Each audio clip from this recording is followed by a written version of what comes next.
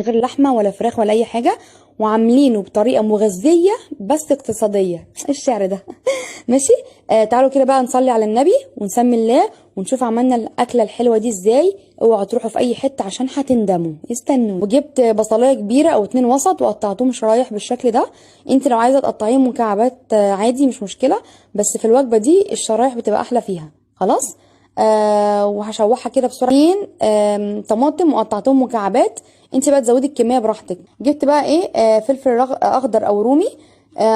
وقطعتهم برده مكعبات، ممكن تحطي اصفر اي حاجه، انتوا عارفين طبعا الفلفل الرومي حلو جدا ومغذي. فلفل وشويه ملح وشويه بابريكا. هنا بقى جبت طاجن عندي، اي طاجن، في صينيه. ممكن تحطيه في صينيه بايركس او المونيا او تيفال اي حاجه. بس اهم حاجه لازم كده بصوا ندهنه بشويه زيت او ماده دهنيه عشان ما يلزقش فيه، ومن الجناب كمان على فكره توزعوه بالفرشه بالشكل ده. 3 بطاطس وقطعتهم مكعبات وسلقتهم حوالي 3/4 سليق، وهحطهم بقى اول حاجه في الطاجن بالشكل ده. ماشي. وبعد كده هحط الخليط بتاعي، وبرده هشوحه كده، يعني سوري هقلبه معاه.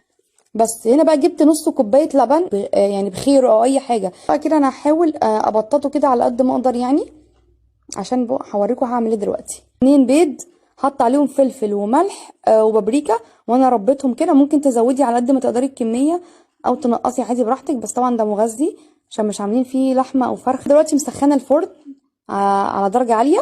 هحطه في الفرن واغطيه بالشكل ده. لو ما عندكيش اي غطا، حطي مثلا ورق زبده الاول افصلي، وبعد كده حطي عليه فويل، عشان غلط تحطي الفويل على طول عشان بيتفاعل مع السخونيه. اول بقى ما يستوي هرجع لكم تاني شوف هنعمل ايه، عشان في خطوه اخيره. يا لعبك يا منى. بصوا كده خلاص استوى اهو. تغزي كده الشوكه هتلاقي البطاطس خلاص استوت. بصوا بقى اللمعه والجمال بسبب البيض كمان. بقى كده انا قلبت من عند ماما شويه زيتون. ممكن تستغني عن الخطوه دي، بس طبعا هو بيدي طعم حلو جدا انتوا عارفين. جبت هنا جبنه تركي مبشوره او رومي. طبعا انا بحب التركي عشان بتبقى ليها طعم وريحه. ممكن تحطي موتزاريلا بس مش بتعمل مطه بس انت ممكن تعملي بقى ميكس جبنات. ممكن جبنه طعم على موتزاريلا على تشيدر على تركي، هيبقى طبعا تحفه تحفه تحفه يعني. هتدي مطه وريحه وطعم. جربوها بجد، بعمل كده كتير يعني. بس بصوا بقى طبعا انا هحطها تحت الشوايه مش الفرن، وما تحطهاش غير دقيقه او دقيقتين بس عشان ما تنشفش لحد لما تسيح، وارجع لكم تاني. الجمال تحفه جدا وريحتها بقى مش عايزه اقول لك.